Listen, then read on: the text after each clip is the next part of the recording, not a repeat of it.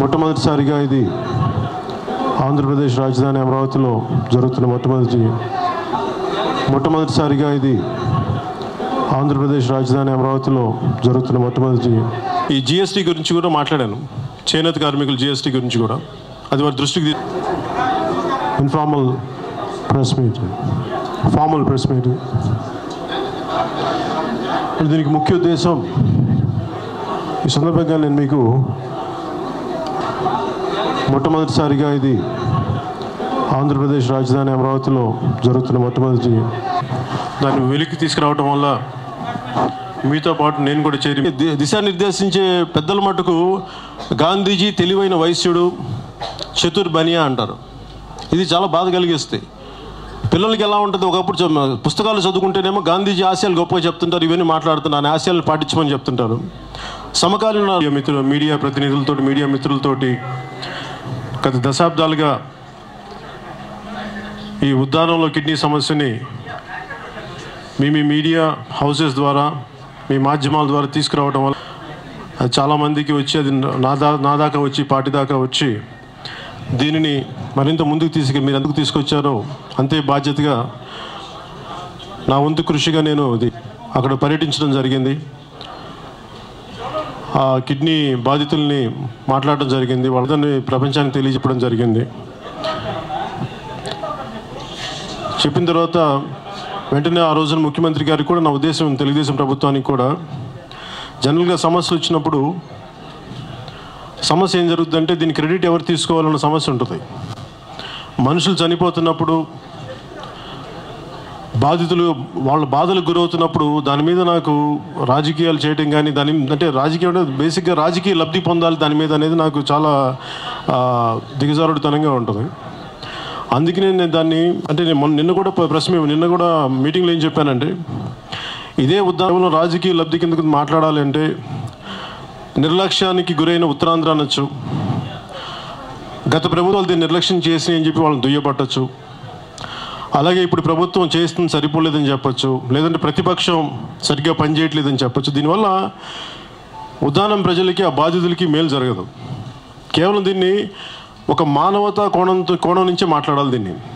అందుకే నేను ప్రత్యేకించి ఉద్దానం సమస్యను నేను బేసిక్ మేము ఈ సమస్యకి మరింత ముందుకు సమస్యని పరిష్కార దిశగా మరింత ముందుకు వెళ్తాం మనస్ఫూర్తిగా తెలియజేసుకున్నాను.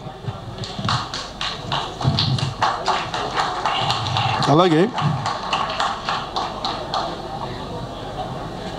ఇప్పుడు దాకా నేను ఎప్పుడు ప్రత్యక్ష రాజకీయాలు ఉన్నా కానీ ఎక్కువ శాతం నేను ఇంకా ముందుకు రావట్లేదు.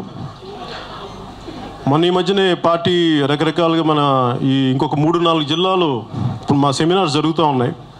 అంటే జనసేన పార్టీ ఆలోచన విధానాలని, ఆశయాలని అర్థం చేసుకునే మాట్లాడగలిగే ప్రతిభావంతులు ఇవన్నీ మేము అన్ని జిల్లాల్లో మాట్లాడాం. ఆల్మోస్ట్ తెలంగాణ ఆల్మోస్ట్ కంప్లీట్ అయింది. అలాగే ఆంధ్రప్రదేశ్లో ఇంకొక 2-3 జిల్లాలు ఉన్నాయి. ఇవన్నీ ఆల్మోస్ట్ ఈ సెప్టెంబర్, అక్టోబర్కి అయిపోతాయి. అక్టోబర్లో శాతం నేను ప్రజల్లోకి వచ్చే సమస్యలను తెలుసుకొని వాటికి ఎంత ఆకలింపు చేసుకోవడానికి, అర్థం చేసుకోవడానికి నేను మరింత దాన్ని ఈ అక్టోబర్ నుంచి నేను ప్రత్యక్ష రాజకీయాల్లోకి నేను రావడానికి సిద్ధంగా ఉన్నాను. ఎందుకంటే అప్పటికి నాకు ఈ కమిటీలో ఒక సినిమా కూడా అయిపోతుంది. తర్వాత నా సమయంలో ఎక్కువ భాగం 3 వంతుల భాగం నేను దాదాపు 2 నుంచి 3 వంతుల భాగం నేను రాజకీయాలకే కేటాయించబోతున్నాను అక్టోబర్ నుంచి. అలాగే ఈ ముఖ్యమంత్రి గారితో నేను భేటీ అయినప్పుడు తీసుకెళ్ళాను. అది మాట్లాడుతున్నప్పుడు నా సమస్య అక్కడ ఏమొచ్చిందంటే, ఈ జిఎస్టీ అనేది సెంట్రల్ పరిధిలో ఉంటుంది. అలాగే మెయిన్గా చేనేత కార్మికుల్లో కూడా ఈ లబ్ధి మన దెబ్బతింటుంది కదా.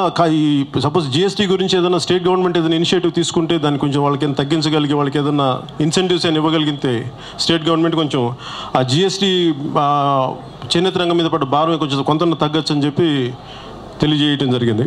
ఎంతవరకు సానుకూలంగా స్పందిస్తారో నేను వేచి చూడాలి. ఎందుకంటే ఇది కేంద్రం సబ్జెక్ట్ కాబట్టి, స్టేట్ కంట్రోల్ లేని సబ్జెక్ట్ కాబట్టి స్టిల్ నేను కేంద్రానికి తెలియజేయమని వారిని కోరాను. అంటే సార్ సెంటర్కి రిప్రజెంట్ చేయడానికి ఫస్ట్ నాకు ఇక్కడ లోకల్ రిప్రజెంటేటివ్స్తో మాట్లాడగలను, కానీ అంటే నేను ఇంకా సెంటర్ దాకా నేను ఇష్యూస్ నేను వ్యక్తిగతంగా ఇంకా నేను తీసుకెళ్ళడానికి నేను సంసిద్ధంగా లేను.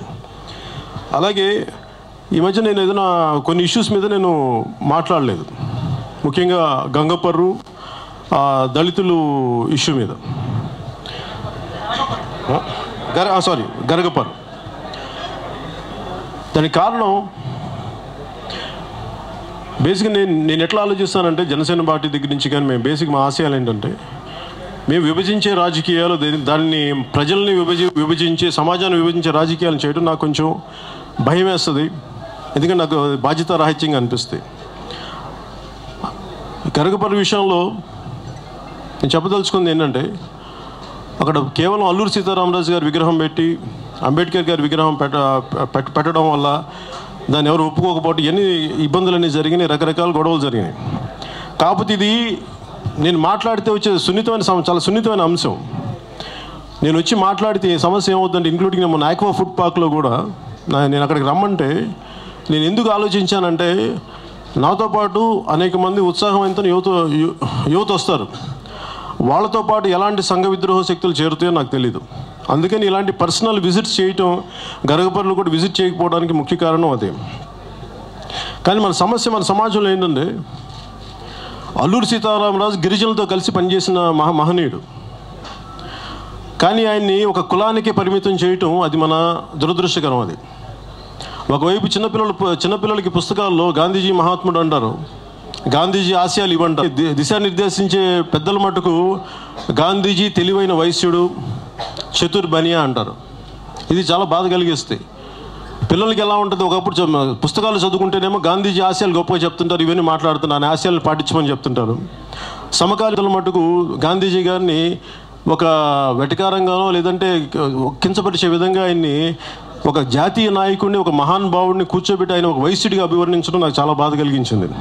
అంటే నేను ఎందుకు చెప్తున్నానంటే, గరగపర్రుకి ఎందుకు కనెక్టెడ్ అంటే, ఇలాంటి ఆలోచన